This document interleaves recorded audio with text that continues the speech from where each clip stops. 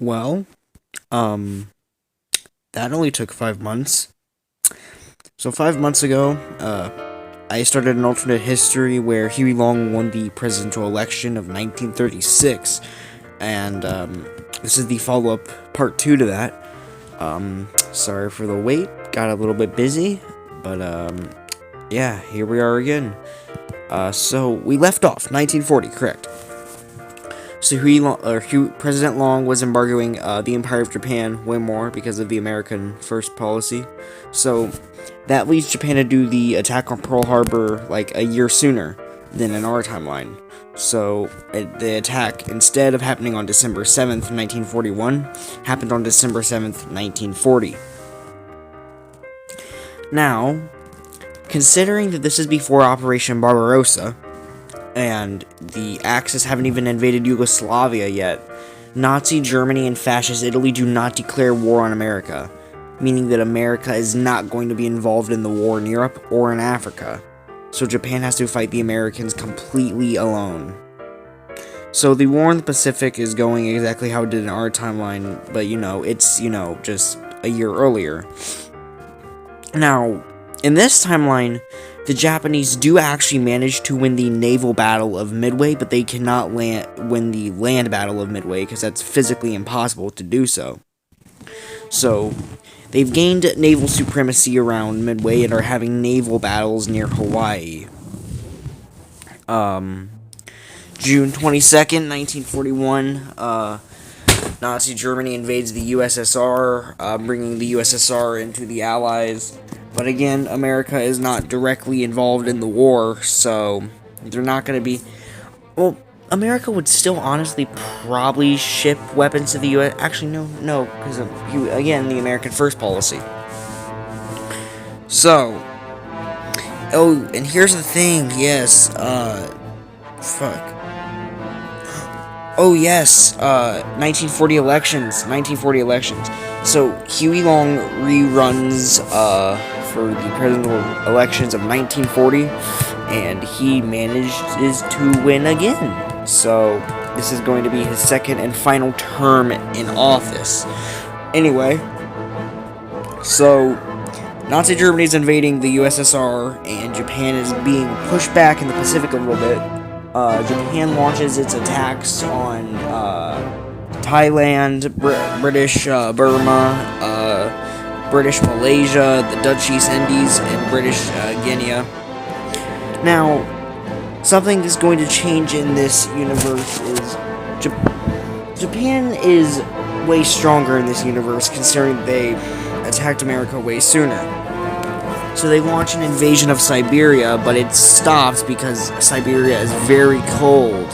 And considering this is getting around the winter months, like October to November, that's going to be a very rough time to launch an invasion of the USSR. So, the Japanese are stopped at about the old Qing Dynasty borders in Manchuria. And the Soviets suggest to do trench warfare, but it ends up not going through. So they're just kind of stuck in this winter warfare kind of state, kind of like how the Finnish and Soviets were, except barely anybody's moving and it's honestly just a stalemate. But by early 1942, the Americans managed to recapture Midway Island, and the Japanese are going to be pushed back on all fronts. Again, America is not involved in the war in Europe, so there is no Operation Torch in North Africa. That also means there's going to be no D-Day. And an invasion of Sicily in Fascist Italy may be very different with no America. So, America...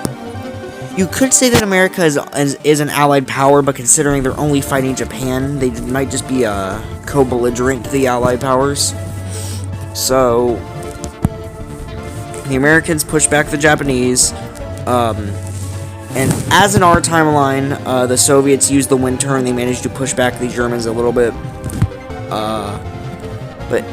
But here's the thing, since the Germans don't have to worry about North Africa due to the Americans not being there, so they can send more supplies to the Eastern Front to fight the Soviet Union. So now you have all these men being shipped in from the African front. Of course, they're going to keep men so they can help the Italians keep the British and free French back. But now there's more equipment arriving to the Eastern Front and more men arriving to the Eastern Front. So in August, when Nazi Germany launches its offensive into the Caucasus to capture Stalingrad, Stalingrad is actually a German victory in this timeline, and that leads to a full capture of the Caucasus.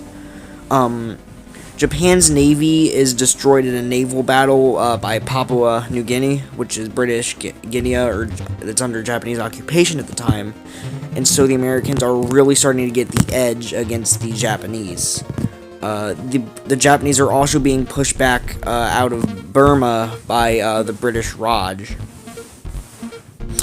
So anyway, after the Germans had secured the Caucasus, the Germans begin to reroute. They form an offensive line against all their captured territories, and their next objective, they're going to launch an offensive in the winter. Well, January, February-ish, and their goal is to try to take Moscow again.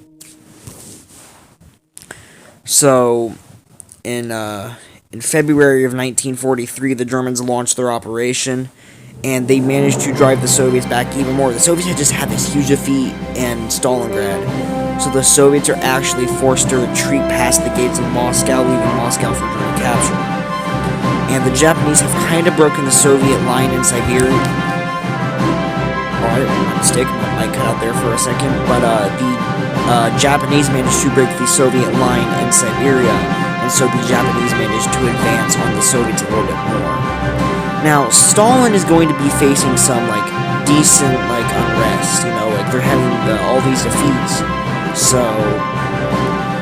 the Central Asian Soviet Socialist Republics declare independence from the USSR. And then this whole Soviet Civil War starts, and the Soviet Union drops out. And so now, with the Soviet Union completely out of the war in Europe, the Germans and Italians focus their main front on the British and Free French in Africa. The Americans managed to help the British and French push back the Japanese in the Pacific even more by liberating New British New Guinea, and they start to liberate the Dutch East Indies. And also, the Americans are capturing more smaller islands. So, it's getting really close to the Japanese homelands. So the Japanese are really starting to fight with everything they got. Launching kamikaze attacks, basically doing whatever they can to prevent the Americans from reaching their Japanese islands. So, by summer of 1943, the British launch an attack. So the British try to push the Italians completely out of Africa and try to take Algeria. But since the Germans have just defeated the Soviet Union, all their forces are there, and the Germans and Italians managed to push the British back into Egypt, where there's a third, in this timeline, a third Battle of El Alamein, which is a German victory which leads to the capture of the coast of Egypt. Seeing this, both Turkey and Spain join the Axis powers, because they're seeing the Axis are having such great victories. So, the Turks launch an invasion of the Middle East, French Syria, British Iraq, and the Italians invade Gibraltar.